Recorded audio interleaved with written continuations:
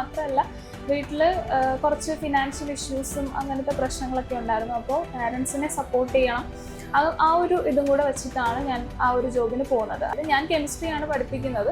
അപ്പോൾ അതൊക്കെ മതി ഈ ഒരു എക്സാം ക്രാക്ക് ചെയ്യാൻ എന്നുള്ള ഒരു ഓവർ കോൺഫിഡൻസ് വെച്ചിട്ടാണ് ആ എക്സാംസ് എല്ലാം പോയി എഴുതിക്കൊണ്ടിരുന്നത്. പക്ഷേ ആ എക്സാമിൽ എനിക്ക് കിട്ടിയത് വെറും 15 മാർക്കാണ്. അത് ശരിക്കും ഭയങ്കര വിഷമമായിട്ടുള്ളൊരു കാര്യമായിരുന്നു എനിക്ക് അന്ന്. അപ്പോൾ എന്താ ചെയ്തതെന്ന് വെച്ചാൽ ആ ഒരു ജോലി തൽക്കാലം മാറ്റി വെച്ചിട്ട് PSCക്ക് വേണ്ടി പ്രിപ്പയർ ചെയ്യാം എന്നുള്ളൊരു തീരുമാനത്തിലേക്ക് എത്തി. അപ്പോഴാണ് ഞാൻ അജിൻ സാറിനെ കോൺടാക്ട് ചെയ്യുന്നത്. സാറ് എന്നെ ഓഫ്ലൈനായിട്ട് പഠിപ്പിച്ചിട്ടുണ്ട്. സാറാണ് പറഞ്ഞത് സ്പാർട്ടൻസിൽ ജോയിൻ ചെയ്യുക, അവിടെ പാർട്ട് ടൈം ആയിട്ട് തന്നെ വർക്ക് റെഡിയാക്കി തരാം, അവിടെ സംസാരിച്ച് ശരിയാക്കാം. അപ്പോൾ അങ്ങനെയാണ് ഞാൻ സ്പാർട്ടൻസിൽ ജോയിൻ ചെയ്യുന്നതും പാർട്ട് ടൈം ആയിട്ട് വർക്ക് ചെയ്തുകൊണ്ട് തന്നെ പഠിക്കുകയാണ് ചെയ്തത്. ഇപ്പോൾ ഇങ്ങനെ 5 റാങ്ക് ലിസ്റ്റിൽ വന്ന സമയത്ത് ഒരുപാട് സന്തോഷം തോന്നി. അതായത് അന്ന് ആ ഒരു അനുഭവിച്ച സ്ട്രെസ്സും ടെൻഷനും ഫിനാൻഷ്യൽ ഇഷ്യൂസും ഒക്കെ തന്നെ വെറുതെ ആയില്ലല്ലോ, എല്ലാത്തിനും ഒരു ഫലമുണ്ടായല്ലോ എന്നുള്ളൊരു സാറ്റിസ്ഫാക്ഷൻ ഇപ്പോൾ എനിക്കുണ്ട്. നടക്കാത്ത കാര്യമൊന്നും അല്ലല്ലോ, എല്ലാവരും ചെയ്യുന്ന, എല്ലാവർക്കും പറ്റുന്നതാണ്. അപ്പോൾ അത് എനിക്കും പറ്റും എന്നുള്ള ഒരു വിശ്വാസം, അതാണ് ശരിക്കും നമുക്ക് വേണ്ടത്.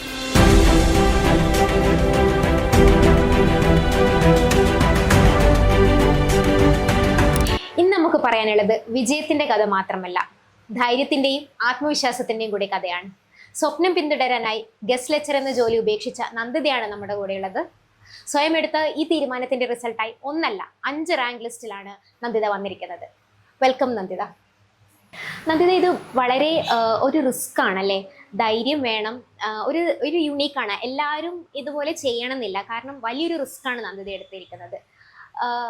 ഓൾറെഡി ഒരു റെപ്യൂട്ടഡ് പൊസിഷനിൽ ഇരിക്കുകയാണ്. ഗസ്റ്റ് ലെക്ചർ എന്നൊക്കെ പറയുന്നത് ആൾക്കാർ ആഗ്രഹിക്കുന്ന ഒരു ജോലിയാവാം. ആ ഒരു പൊസിഷനിൽ ഇരിക്കുന്ന സമയത്ത് തന്നെ ഒരു ചുവട് പുറകോട്ട് വെച്ച് എക്സാംസ് പ്രിപ്പയർ ചെയ്യാൻ വേണ്ടിയിട്ട് പോകാനുള്ള കാരണം എന്തായിരുന്നു?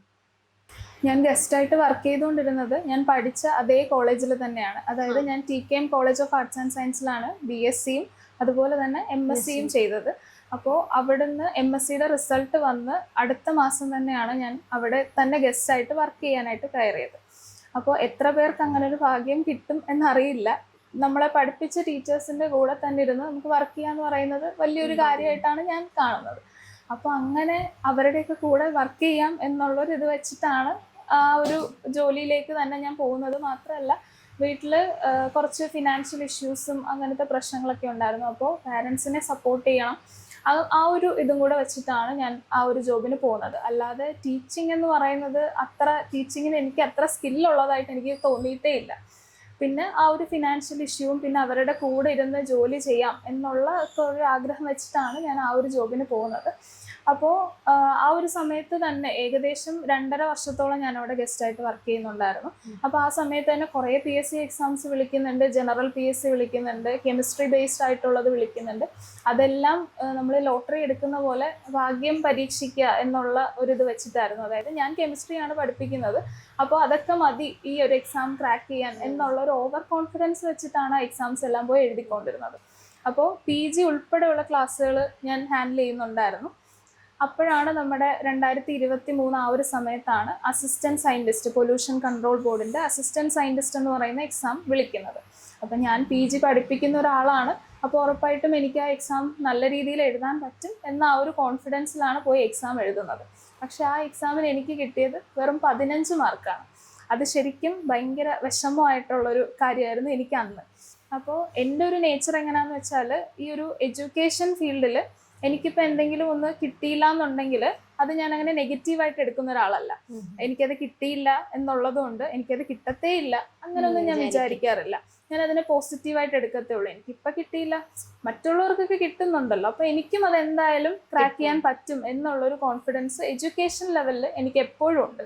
അപ്പോൾ ആ ഒരു ഇതിലാണ്, അപ്പോൾ അത് എങ്ങനെയെങ്കിലും ഒരു PSC എക്സാം ക്രാക്ക് ചെയ്യണം, കെമിസ്ട്രി ബേസ്ഡ് ആയിട്ടുള്ള ആ ഒരു കെമിസ്ട്രി തന്നെ പഠിച്ചതുകൊണ്ട് ആ ഫീൽഡിൽ തന്നെ നിൽക്കണം. പക്ഷെ ടീച്ചിങ് ഇഷ്ടമല്ല, അപ്പോൾ വേറൊരു കെമിസ്ട്രി ഫീൽഡിലേക്ക് പോകണം. അപ്പോൾ PSC തന്നെയാണ് എപ്പോഴും സെക്യൂർ ആയിട്ടുള്ളൊരു ജോബ് നമുക്ക് തരുന്നത്, ഫിനാൻഷ്യലി നമ്മളെ സ്റ്റേബിൾ ആക്കുന്നതും ഒരു ഗവൺമെൻറ് ജോബ് തന്നെയാണ്. അപ്പോൾ എന്താ ചെയ്തതെന്ന് വെച്ചാൽ ആ ഒരു ജോലി തൽക്കാലം മാറ്റി വെച്ചിട്ട് PSCക്ക് വേണ്ടി പ്രിപ്പയർ ചെയ്യാം എന്നുള്ളൊരു തീരുമാനത്തിലേക്ക് എത്തി. ഒരു ജോലി വിട്ടു പോകുന്നത്, പ്രത്യേകിച്ച് വിദ്യാഭ്യാസ രംഗത്ത് നിന്ന് ഒരു ജോലിയിൽ നിന്ന് പിന്മാറുക എന്ന് പറയുന്നതിന് വലിയൊരു ധൈര്യം വേണം.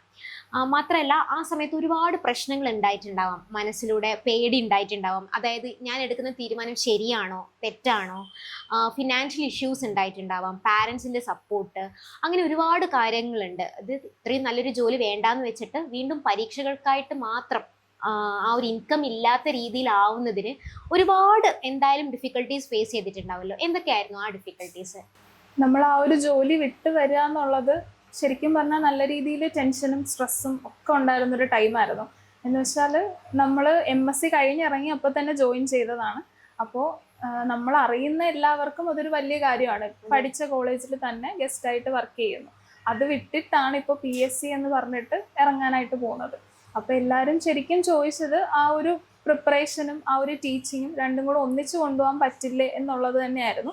പക്ഷേ അതും ഇതും രണ്ടും വേറെ രണ്ട് ലെവലാണ്. എന്ന് വെച്ചാൽ നമ്മൾ ക്ലാസ്സിൽ എടുക്കുന്നതെന്ന് വെച്ചാൽ നമ്മൾ ഡിഗ്രി ലെവൽ അല്ലെങ്കിൽ PG ലെവൽ ആ യൂണിവേഴ്സിറ്റി എക്സാമിന് എന്തൊക്കെ വേണം അത് മാത്രമാണ് നമ്മളവിടെ പഠിപ്പിക്കുന്നത്. പക്ഷെ PSc എന്ന് പറയുമ്പോൾ അതല്ല. ശരിക്കും അവിടെ വേറൊരു സിലബസ് ആണ്. അവിടെ പഠിക്കുന്നത് തന്നെയാണെങ്കിലും പഠിക്കുന്ന രീതിയിൽ വ്യത്യാസമുണ്ട്.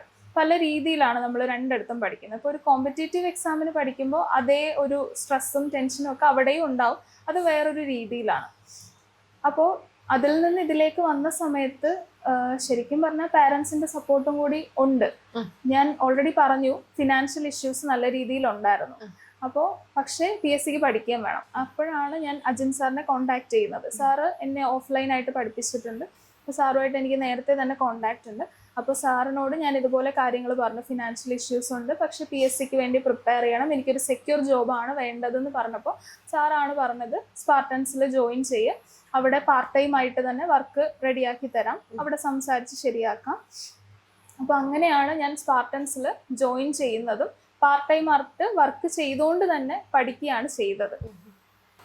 ശരിക്കും പറഞ്ഞാൽ ഈ പഠന സമയം ശരിക്കും നല്ല റീസ്ട്രക്ചറിങ് വേണ്ടി വന്നല്ലോ. കാരണം മുന്നേ പഠനം മാത്രമല്ല വർക്കും കൂടി ബാലൻസ് ചെയ്ത് പോയിരിക്കുകയായിരുന്നു. ഇപ്പോൾ നമുക്ക് വന്ന പിന്നെ പഠിക്കാൻ മാത്രം ഫുൾ ഫോക്കസ് ഓൺ പഠനം മാത്രമായി. അപ്പോൾ അതെങ്ങനെയായിരുന്നു ഈ ഒരു റീസ്ട്രക്ചറിങ് ഓഫ് ലേണിംഗ് ഉണ്ടായിരുന്നത്? മാത്രമല്ല സ്പാർട്ടൻസിലേക്ക് ജോയിൻ ചെയ്തതിന് ശേഷം എങ്ങനെയൊക്കെയാണ് ഈ ഒരു പഠനത്തിന് ഏറ്റവും കൂടുതൽ സഹായിച്ചതും അവരെന്തൊക്കെയാണ് എങ്ങനെയൊക്കെയാണ് ഇൻഫ്ലുവൻസ് ചെയ്തിരിക്കുന്നത്? സ്പാർട്ടൻസ് എങ്ങനെയൊക്കെ ഇൻഫ്ലുവൻസ് ചെയ്തു എന്ന് ചോദിച്ചാൽ ഞാൻ അവിടെ പാർട്ട് ടൈം ആയിട്ട് വർക്ക് ചെയ്യാനും കൂടി തുടങ്ങിയെന്ന് പറഞ്ഞില്ലേ.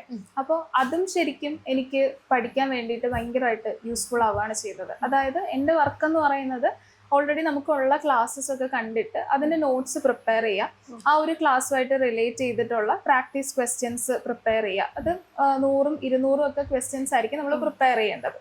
അപ്പോൾ നമ്മൾ ആ ക്ലാസ് നല്ല രീതിയിൽ കാണണം. ആ ക്വസ്റ്റ്യൻസ് പ്രിപ്പയർ ചെയ്യാനൊക്കെ നമുക്ക് അത്യാവശ്യം നല്ല രീതിയിൽ ടൈം എടുക്കും. ആ ഒരു കാര്യം നമ്മൾ നല്ല രീതിയിൽ ആ ടോപ്പിക്ക് പഠിച്ചാൽ മാത്രമേ നമുക്ക് അതിൽ നിന്ന് ക്വസ്റ്റ്യൻസ്, നമുക്ക് MCQ ആണ് വേണ്ടത്. അപ്പോൾ ഒരെണ്ണം ആൻസർ ആയിരിക്കും, ബാക്കിയുള്ളത് ആൻസർ അല്ല. അപ്പോൾ നമ്മൾ അത്രയും ആ ടോപ്പിക്കിനെ കുറിച്ച് അറിഞ്ഞാൽ ഏതൊക്കെ ആൻസർ വരില്ല എന്നൊക്കെ ഉള്ളത് എനിക്ക് അറിയാനായിട്ട് പറ്റും. അപ്പോൾ അങ്ങനെ പല പല ക്വസ്റ്റ്യൻസ് പ്രിപ്പയർ ചെയ്യുന്ന സമയത്ത് അതെല്ലാം യൂസ്ഫുൾ ആയി.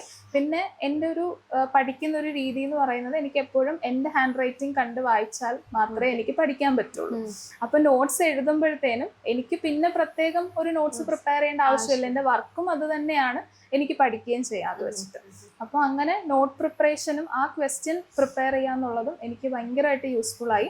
അതിനുശേഷം പിന്നെ ശരിക്കും പറഞ്ഞാൽ 2024 തുടക്കമാണ് ഞാൻ സ്പാർട്ടൻസിൽ വർക്ക് ചെയ്യാനായിട്ട് സ്റ്റാർട്ട് ചെയ്യുന്നത്. അപ്പോൾ ആ ഒരു സമയത്ത് ശരിക്കും പറഞ്ഞാൽ ആ വർക്ക് തന്നെയാണ് പഠിക്കുന്നത്, അത്ര മാത്രമേ ഉള്ളൂ. അല്ലാതെ സ്പെഷ്യലായിട്ടൊരു പ്രിപ്പറേഷൻ അതിന് വേണ്ടിയിട്ട് ഞാൻ ചെയ്യുന്നേ ഉണ്ടായിരുന്നില്ല. പിന്നീട് ഫെബ്രുവരി മാർച്ചൊക്കെ ആയ സമയത്ത് എൻ്റെ അച്ഛന് ചില ഹെൽത്ത് ഇഷ്യൂസ് ഒക്കെ വന്നിട്ട് നല്ല രീതിയിൽ സീരിയസ് ആയി, ഹോസ്പിറ്റലൈസ്ഡ് ആയി. പിന്നീട് മാർച്ച് ആയ സമയത്ത് അച്ഛൻ മരിക്കുകയാണ് ചെയ്യുന്നത്. അപ്പോൾ ആ ഒരു സമയത്തെന്ന് പറയുന്നത് ഒന്നും തന്നെ പഠിക്കാൻ പറ്റുന്നുണ്ടായിരുന്നില്ല. ഈ കണ്ടീഷൻസ് ഒക്കെ അറിയാവുന്നതുകൊണ്ട് എനിക്ക് വളരെ കുറച്ച് വർക്ക് മാത്രമേ തരുന്നുള്ളായിരുന്നു. അപ്പോൾ അത് മാത്രം ചെയ്യുന്നുണ്ട്, പക്ഷെ ഒന്നും തന്നെ പഠിക്കാൻ പറ്റുന്നില്ല. ജസ്റ്റ് ക്ലാസ് കാണുന്നു, നോട്ട്സ് എഴുതുന്നു, ഒന്നിലും കോൺസെൻട്രേറ്റ് ചെയ്യാനോ ഒന്നും പറ്റുന്നില്ല.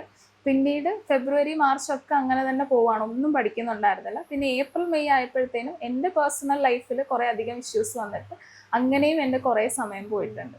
പിന്നെ ശരിക്കും ജൂൺ ആയ സമയത്താണ് പ്രിപ്പറേഷൻ സ്റ്റാർട്ട് ചെയ്യുന്നത്. ജൂൺ 13 സാനിറ്ററി കെമിസ്റ്റ് എന്ന് പറയുന്ന ഒരു എക്സാം ഉണ്ടായിരുന്നു. അപ്പോൾ ഇത്രയും നാൾ പഠിച്ചത് വെച്ചിട്ട് പോയി എഴുതിയ ഒരു എക്സാമാണ്. 35 മാർക്കാണ് എനിക്ക് അതിന് കിട്ടിയത്. ആദ്യം 15 ആയിരുന്നു, ഇപ്പൊ 35 ആയല്ലോ. ഈ പഠിക്കുന്ന കാര്യത്തിൽ ഞാൻ പറഞ്ഞില്ലേ, എല്ലാം ഞാൻ പോസിറ്റീവായിട്ടേ എടുക്കാറുള്ളൂ, നെഗറ്റീവായിട്ട് എടുക്കാറില്ല. അപ്പോൾ 15 നിന്ന് 35 ആയെങ്കിൽ ഇനിയും അതിലും കൂടുതൽ മാർക്ക് വാങ്ങാം എന്നുള്ളൊരു കോൺഫിഡൻസ് എനിക്കുണ്ടായിരുന്നു. അപ്പോൾ ആ ജൂൺ മുതലാണ് ശരിക്കും ഇൻറ്റൻസ് ആയിട്ടുള്ള പ്രിപ്പറേഷൻ സ്റ്റാർട്ട് ചെയ്യുന്നത്. അപ്പോൾ അതിന് വേണ്ടിയിട്ട് ഞാൻ ആദ്യം ചെയ്തത് PSCയുടെ പ്രീവിയസ് ഇയർ ക്വസ്റ്റ്യൻ പേപ്പേഴ്സ് എല്ലാം കളക്ട് ചെയ്തു. കെമിസ്ട്രി ബേസ്ഡ് ജോബ്സിന് നമുക്ക് ഒരുപാട് ക്വസ്റ്റ്യൻസ് യൂട്യൂബിലും ഗൂഗിളിലും ഒക്കെ കിട്ടും. അപ്പോൾ അതെല്ലാം കളക്ട് ചെയ്തിട്ട് അത് നമ്മളൊരു ടൈം ലിമിറ്റ് വെച്ചിട്ട് അത് പ്രാക്ടീസ് ചെയ്യാൻ തുടങ്ങി. എന്നിട്ട് കിട്ടാത്ത ക്വസ്റ്റ്യൻസ് ഞാൻ മാർക്ക് ചെയ്ത് വെക്കും. കിട്ടുന്ന ക്വസ്റ്റ്യൻസ് എന്ന് പറയുമ്പോൾ നമുക്ക് ഓൾറെഡി അത് അറിയാം, അതിനി പഠിക്കേണ്ട കാര്യമില്ല. നമുക്ക് കിട്ടാത്തതാണ് നമുക്ക് ഇനി പഠിക്കാനുള്ളത്. അപ്പോൾ അതെല്ലാം മാർക്ക് ചെയ്ത് വെച്ചിട്ട് അത് പഠിക്കും, എന്തൊക്കെയാണ് കിട്ടാത്തത്. അപ്പോൾ അതിൽ നിന്ന് എനിക്ക് എന്തെങ്കിലും പുതിയ പോയിന്റ്സ് കിട്ടുകയാണെങ്കിൽ നേരത്തെ പ്രിപ്പയർ ചെയ്ത് വെച്ച നോട്ടിനകത്ത് വേറൊരു ഇങ്ക് കളറിലായിരിക്കും ഞാൻ എഴുതും. ഒന്നി പെൻസിൽ വെച്ച് എഴുതും, അല്ലെങ്കിൽ റെഡ് ഇങ്ക് വെച്ചോ ഗ്രീൻ ഇങ്ക് വെച്ചോ, അങ്ങനെ എല്ലാ കളർ പേനയും എൻ്റെ കയ്യിൽ കാണും. അപ്പോൾ അത് വെച്ചിട്ട് ഞാൻ മാർക്ക് ചെയ്ത് വെക്കും പുതിയ പോയിന്റ്സ്. അങ്ങനെയാണ് ചെയ്തുകൊണ്ടിരുന്നത്. അതിനുശേഷം ഈ ഒരു പ്രീവിയസ് ഇയർ ക്വസ്റ്റ്യൻ പേപ്പർ ചെയ്യാന്നുള്ളത്, പുതിയ പോയിന്റ്സ് കിട്ടുക എന്നുള്ള മാത്രമല്ല, PSC കുറെ ക്വസ്റ്റ്യൻസ് ഒക്കെ റിപ്പീറ്റഡ് ആയിട്ട് ചോദിക്കും. അത് ഏതൊക്കെയാണെന്ന് നമുക്ക് മനസ്സിലാക്കാൻ പറ്റും. അതുപോലെ ഇമ്പോർട്ടൻ്റ് ആയിട്ട് PSCക്ക് ഇഷ്ടമുള്ള കുറെ ടോപ്പിക്കുകളുണ്ട് കെമിസ്ട്രിയിൽ, എപ്പോഴും ക്വസ്റ്റ്യൻസ് വരുന്നത്. അപ്പോൾ അതെല്ലാം ഏതാണെന്നുള്ളത് നമുക്ക് കൃത്യമായിട്ട് അറിയാനായിട്ട് പറ്റും.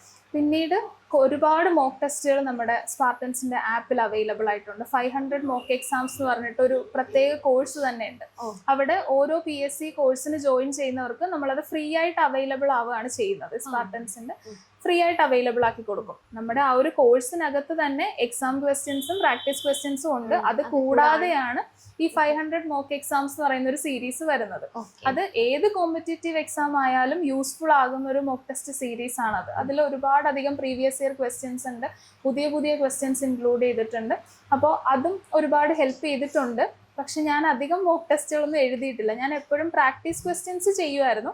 പക്ഷേ എക്സാം ആയിട്ടൊരു ക്വസ്റ്റ്യൻ ചെയ്യുന്ന സമയത്ത് അതിൻ്റെതായൊരു പ്രത്യേകതയുണ്ട്. അതായത് അവിടെ ഒരു ടൈം ലിമിറ്റ് വരുന്നുണ്ട്. അപ്പം നമ്മൾ കുറച്ചുകൂടെ സ്പീഡ് ആവുകയാണ് ചെയ്യുന്നത്. എനിക്ക് എക്സാമിന് എപ്പോഴും വരുന്നൊരു പ്രശ്നം എന്ന് പറയുന്നത്, പ്രോബ്ലംസ് ഒക്കെ ചെയ്യാനായിട്ട് കുറച്ച് ടൈം എടുക്കും.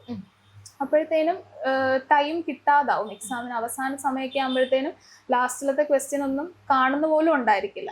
അപ്പോൾ ടൈം കൺസ്യൂമിങ് ആയിട്ട് എനിക്ക് തോന്നിയിട്ടുണ്ട്. അപ്പോൾ ഈ എക്സാം കൂടുതലായിട്ട് അറ്റൻഡ് ചെയ്തിരുന്നെങ്കിൽ ആ ഒരു ഡ്രോബാക്ക് മാറ്റാമായിരുന്നു എന്ന് എനിക്ക് എപ്പോഴും തോന്നിയിട്ടുണ്ട്.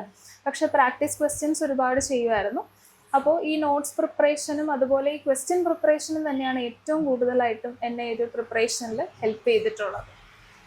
അവിടെ പാർട്ട് ടൈം വർക്ക് ചെയ്യുന്ന ആളെന്നൊരു നിലയിൽ എന്തൊക്കെ സ്ട്രാറ്റജീസ് ആണ് ഇത്രയും തന്നെ റിസൾട്ട് കിട്ടാൻ വേണ്ടി സ്പാർട്ടൻസ് യൂസ് ചെയ്യുന്നത്?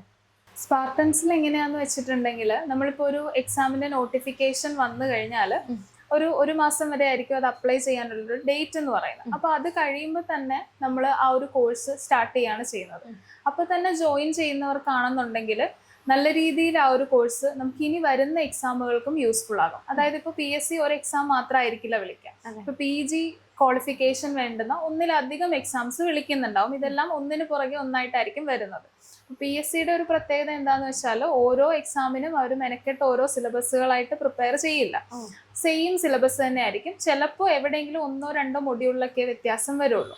അപ്പോൾ നമ്മളിപ്പോൾ ഒരു എക്സാമിന് വേണ്ടിയിട്ടാണ് പ്രിപ്പയർ ചെയ്യുന്നതെന്നുണ്ടെങ്കിൽ അത് തന്നെ അടുത്തൊരു എക്സാമിനും നമുക്ക് യൂസ്ഫുൾ ആകും. ജസ്റ്റ് ആ ഒരു റിവിഷൻ മാത്രമേ അവിടെ നമുക്ക് ആവശ്യമായിട്ട് വരുന്നുള്ളൂ. അപ്പോൾ സ്പാർട്ടൻസിൽ ആ ഒരു എക്സാം നടക്കുന്നതിന് എത്രയോ മാസങ്ങൾക്ക് മുന്നേ ആയിരിക്കും പ്രിപ്പറേഷൻസ് സ്റ്റാർട്ട് ചെയ്യുന്നത്, ക്ലാസ്സസ് കൊടുത്തു തുടങ്ങുന്നത്. അപ്പോൾ PSCയിൽ എപ്പോഴും എക്സാമിന് 2 അല്ലെങ്കിൽ 3 മാസം മുന്നെയാണ് നമുക്ക് സിലബസ് കയ്യിൽ കിട്ടുക. ആ ഒരു പർട്ടിക്കുലർ എക്സാമിൻ്റെ സിലബസ് അപ്പോഴേ നമുക്ക് കിട്ടുള്ളൂ. അപ്പോൾ നമ്മൾ പക്ഷെ എന്താ ചെയ്യുന്നതെന്ന് വെച്ചാൽ, ചിലപ്പോൾ അതിൻ്റെ പ്രീവിയസ് സിലബസ് കാണുമായിരിക്കാം. അതുണ്ടെങ്കിൽ നമ്മൾ അത് വെച്ചിട്ട് പ്രിപ്പറേഷൻസ് ചെയ്യും.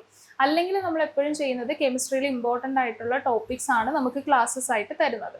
അപ്പോൾ അതിൻ്റെ പ്രത്യേകത എന്താണെന്ന് വെച്ചാൽ, എപ്പോഴും ബേസിക് ആയിട്ടുള്ള ക്ലാസ്സസ് ആയിരിക്കും തരിക. അതായത് നമുക്ക് ബേസ് മുതലേ ബിൽഡ് ചെയ്ത് വരാനായിട്ട് പറ്റും. ഇപ്പോൾ ഒരു ടോപ്പിക്ക് ഒന്നും അറിയാത്ത ഒരാളാണെങ്കിൽ കൂടിയും ചിലപ്പോൾ ഇപ്പൊ ഞാനൊരു എക്സാമ്പിൾ പറയുകയാണെങ്കിൽ നമ്മുടെ സിലബസിൽ ചിലപ്പോൾ ലാന്തനൈറ്റ്സ് ആൻഡ് ആക്ടിനൈറ്റ്സ് എന്ന് പറയുന്ന ഒരു ടോപ്പിക്കില് സ്പെക്ട്രൽ ആൻഡ് മാഗ്നറ്റിക് പ്രോപ്പർട്ടീസ് അങ്ങനെ മാത്രമേ സിലബസിൽ കാണുള്ളൂ. പക്ഷെ നമ്മൾ ആ ഒരു സിലബസ് വെച്ചിട്ട് ഇത് മാത്രമായിട്ട് ഒരു കുട്ടിക്ക് പഠിക്കാൻ കൊടുത്തു കഴിഞ്ഞാൽ അവർക്കൊന്നും മനസ്സിലാവില്ല. കാര്യം ആ ലാന്തനൈറ്റ്സ് ആൻഡ് ആക്ടിനൈറ്റ്സ് എന്താണ്, അവരുടെ കോൺഫിഗറേഷൻ, അവരുടെ പെക്യുലാരിറ്റീസ് എന്താണെന്ന് അറിയാത്ത ഒരാൾക്ക് ആ ഒരു ടോപ്പിക്ക് മാത്രമായിട്ട് പഠിക്കാൻ പറ്റില്ല. അപ്പോൾ സ്പാർട്ടൻസിൽ എന്താ ചെയ്യുന്നതെന്ന് വെച്ചാൽ ആ ഒരു ടോപ്പിക്കിനെ ബേസ് ചെയ്തിട്ടുള്ള ബേസ് ബിൽഡ് ചെയ്യുക എന്നുള്ളത് ഭയങ്കര ഇമ്പോർട്ടൻ്റ് ആയിട്ടാണ് അവിടെ കാണുന്നത്. അപ്പോൾ ആ ഒരു ബേസ് ആണ് ആദ്യം ബിൽഡ് ചെയ്യുക. ആദ്യത്തെ കുറച്ച് നാളുകളിൽ നമുക്ക് ആ ഒരു ബേസ് ബിൽഡ് ചെയ്യാനായിട്ട് നമ്മളെ ഭയങ്കരമായിട്ട് ഹെൽപ്പ് ചെയ്യും. അപ്പോൾ അതിനുശേഷമായിരിക്കും ആ ഒരു ബേസ് ബിൽഡ് ചെയ്യുന്നു, പിന്നീട് അതിൻ്റെ തന്നെ കുറേ എക്സാംസ് ചെയ്യുന്നു. അപ്പോൾ ഓൾറെഡി നമുക്ക് കുറേ ടോപ്പിക്സ് ഒക്കെ നമ്മുടെ കയ്യിൽ ആയി കാണും. അതിനുശേഷമാണ് നമുക്ക് ഈ എക്സാംസ് ഒക്കെ വരുന്നത്. അപ്പോൾ ആ എക്സാമിന് സിലബസ് വരുമ്പോൾ ചിലപ്പോൾ നമുക്ക് അത്രയും പഠിക്കേണ്ട ഒരു ആവശ്യം വരില്ല, എന്നാലും നമുക്ക് ഹെൽപ്പാണ്. കാര്യം അത് തന്നെ ആയിരിക്കും വരുന്നത്, അതിൽ നിന്ന് കുറച്ചൊക്കെ എടുത്ത് മാറ്റിയിട്ട് മാത്രമായിരിക്കും നമ്മുടെ സിലബസിൽ വരുന്നത്. അപ്പോൾ ആ ഒരു ബേസ് ബിൽഡ് ചെയ്യാന്നുള്ളത് സ്പാർട്ടൻസ് എപ്പോഴും ഇമ്പോർട്ടൻ്റ് ആയിട്ടുള്ള ഒരു ക്യാരക്ടറായിട്ടാണ് നമ്മൾ കാണുന്നത്. അപ്പോൾ അത് തന്നെയാണ് ഏറ്റവും വലിയൊരു പ്രത്യേകത. പിന്നീട് ഞാൻ പറഞ്ഞല്ലോ മോക്ക് എക്സാംസ് ഉണ്ട്. അത് ആ ഒരു കോഴ്സിൽ മാത്രമല്ല, പിന്നീട് അല്ലാതെ തന്നെ 500 മോക്ക് ടെസ്റ്റ് എന്ന് പറയുന്ന പ്രത്യേകം ഒരു കോഴ്സ് അവൈലബിൾ ആക്കും. അങ്ങനെ ഓരോ കോഴ്സിനും പ്രത്യേകം സീരീസ്, മോക്ക് ടെസ്റ്റ് സീരീസ് ഉണ്ടാവും. അതിലുള്ളത് ഉൾപ്പെടാതെയാണ് നമ്മൾ വേറെ മോക്ക് ടെസ്റ്റ് സീരീസുകൾ കൊടുക്കുന്നത്. അപ്പോൾ അതെല്ലാം കൊടുക്കുന്നത് നമ്മൾ ആ ഒരു സിലബസ് വന്നതിന് ശേഷം സിലബസ് ഓറിയന്റഡ് ആയിട്ടായിരിക്കും നമുക്ക് ആ ഒരു എക്സാം സീരീസ് ഒക്കെ നമുക്ക് കിട്ടുന്നത്. പിന്നീട് എന്താ പ്രത്യേകത എന്ന് വെച്ചാൽ നമ്മൾ ഓൾറെഡി കുറെ കാര്യങ്ങൾ ബേസ് ഒക്കെ ബിൽഡ് ചെയ്ത് വെച്ചിട്ടുണ്ട്. അപ്പൊ കുറെ കാര്യങ്ങളൊക്കെ നമുക്ക് അറിയാം, നേരത്തെ തന്നെ അറിയാം. അപ്പൊ സിലബസ് വരുമ്പോൾ നമുക്ക് സിലബസ് ഓറിയന്റഡ് ആയിട്ട് പഠിക്കാൻ കുറച്ചുകൂടി എളുപ്പമായിരിക്കും. നമ്മൾ ഓൾറെഡി കുറെ കാര്യങ്ങൾ പഠിച്ചു കഴിഞ്ഞു. അപ്പൊ നമുക്ക് സെലക്ടഡ് ആയിട്ടുള്ള കുറച്ച് ടോപ്പിക്സ് മാത്രമായിരിക്കും സിലബസിലുള്ളത്. അപ്പൊ അത് പഠിക്കാൻ കുറച്ചും കൂടി ഈസി ആയിരിക്കും. അപ്പൊ നമുക്ക് സിലബസ് ഓറിയന്റഡ് ആയിട്ട് പോകുമ്പോൾ അത്രയും ഒരു പ്രഷർ ഫീൽ ചെയ്യില്ല. പെട്ടെന്ന് ഇപ്പോൾ ഒരു സിലബസ് വന്നു, അതെടുത്ത് വെച്ച് പഠിക്കാൻ തുടങ്ങുമ്പോഴാണ് നമുക്ക് ആ ഒരു സ്ട്രെസ്സും ടെൻഷനും ഒക്കെ വരുന്നത്. പക്ഷെ സ്പാർട്ടൻസിൽ അങ്ങനെ ഒരു പ്രശ്നം വരുന്നില്ല. കാര്യം ഓൾറെഡി നമ്മൾ കുറെ ടോപ്പിക്സ് പഠിച്ചു കഴിഞ്ഞു, അതിന്റെ എക്സാംസ് ഒക്കെ അറ്റൻഡ് ചെയ്തു. പിന്നീട് നമുക്ക് ആ ഒരു സിലബസിലേക്ക് വരുമ്പോൾ അത്ര ഒരു പ്രശ്നം വരില്ല. നമുക്ക് വേഗം തന്നെ റിവിഷൻ നടത്താം, എക്സാംസ് അറ്റൻഡ് ചെയ്യാം. അപ്പോൾ ആ ഒരു ബേസ് ബിൽഡ് ചെയ്യാന്നുള്ളത് എപ്പോഴും നല്ലൊരു കാര്യമായിട്ട് എനിക്ക് തോന്നിയിട്ടുണ്ട്. അത് നമ്മളെ ഒരുപാടധികം ഹെൽപ്പ് ചെയ്യും. അതുപോലെ സിലബസ് വന്നു കഴിഞ്ഞാൽ നമുക്ക് ഓൾറെഡി ക്ലാസ്സസ് ഉണ്ട്. അപ്പോൾ ഒരു 90 to 95% സിലബസും നമുക്ക് അവിടെ എക്സാമിന് മുന്നേ കവർ ചെയ്യാനായിട്ട് പറ്റും. ഇപ്പോൾ ഇങ്ങനെ 5 റാങ്ക് ലിസ്റ്റിൽ വന്ന സമയത്ത് ഒരുപാട് സന്തോഷം തോന്നി. അതായത് അന്ന് ആ ഒരു അനുഭവിച്ച സ്ട്രെസ്സും ടെൻഷനും ഫിനാൻഷ്യൽ ഇഷ്യൂസും ഒക്കെ തന്നെ വെറുതെ ആയില്ലല്ലോ, എല്ലാത്തിനും ഒരു ഫലം ഉണ്ടായല്ലോ എന്നുള്ളൊരു സാറ്റിസ്ഫാക്ഷൻ ഇപ്പോൾ എനിക്കുണ്ട്. കുറേ ആൾക്കാർ ഇതുപോലെ റിസ്ക് എടുക്കാൻ ഉള്ള മടി കാരണം, അവർ ആ ഒരു ഫിനാൻഷ്യൽ പ്രശ്നം കാരണം ഇഷ്ടമില്ലാത്ത ജോലി ചെയ്യുന്ന ഒരുപാട് ആൾക്കാരുണ്ട്. പക്ഷെ നമ്മളൊരു റിസ്ക് എടുക്കാൻ റെഡി ആയാൽ, പക്ഷെ നമ്മൾ ആ റിസ്ക് എടുത്തിട്ടാണ് പുതിയൊരു ഇതിലേക്ക് വന്നതെന്നുള്ള ഓർമ്മ നമുക്ക് എപ്പോഴും ഉണ്ടാവണം. അതായത് നമ്മളൊരു ജോലി കളഞ്ഞിട്ടാണ് ഒരു പുതിയ ഫീൽഡിലേക്ക് വരുന്ന സമയത്ത് അത് ഇടയ്ക്കിടയ്ക്ക് നമ്മൾ ഓർക്കുന്നുണ്ടാവണം, നമ്മൾ അത് കളഞ്ഞിട്ടാണ് ഇതിലേക്ക് വന്നത്. അപ്പൊ അത് മറക്കാനായിട്ട് പാടില്ല. നമ്മളെ നെഗറ്റീവ് അടുപ്പിക്കാനും അതുപോലെ നമ്മളെ പിന്തിരിപ്പിക്കാനും ഒക്കെ ഒരുപാട് ആൾക്കാരുണ്ടാവും. പക്ഷെ നമ്മൾ വിശ്വസിക്കുക, നമ്മളെ കൊണ്ട് പറ്റും. നമ്മൾ അത് കളഞ്ഞിട്ട് ഇതിലേക്ക് വന്നത്, അന്ന് നമ്മൾ എന്തിനാണ് അത് സ്റ്റാർട്ട് ചെയ്തത്, നമ്മൾ ഈ ഒരു പുതിയ ഫീൽഡിലേക്ക് വരിക എന്നുള്ള ഡിസിഷൻ എന്തുകൊണ്ടാണ് നമ്മൾ അന്ന് എടുത്തത് എന്നുള്ളത് നമ്മുടെ മനസ്സിൽ എപ്പോഴും ഉണ്ടായിരിക്കണം. അങ്ങനെയാണെങ്കിൽ നമുക്ക് എല്ലാം സാധിക്കും. എല്ലാവർക്കും പറ്റുന്നുണ്ട്. ഇപ്പൊ ആർക്കും പറ്റാത്തൊരു കാര്യമാണെങ്കിൽ എനിക്കും പറ്റില്ല. പക്ഷെ PSC ലിസ്റ്റിൽ വരിക, റാങ്ക് ലിസ്റ്റിൽ വരിക, ഫസ്റ്റ് റാങ്ക് വാങ്ങുക എന്നുള്ളത് നടക്കാത്ത കാര്യമൊന്നും അല്ലല്ലോ. എല്ലാവരും ചെയ്യുന്ന, എല്ലാവർക്കും പറ്റുന്നതാണ്. അപ്പോൾ അത് എനിക്കും പറ്റും എന്നുള്ള ഒരു വിശ്വാസം, അതാണ് ശരിക്കും നമുക്ക് വേണ്ടത്. Thank you, Nandita. Thank you so much for sharing this inspirational journey with us.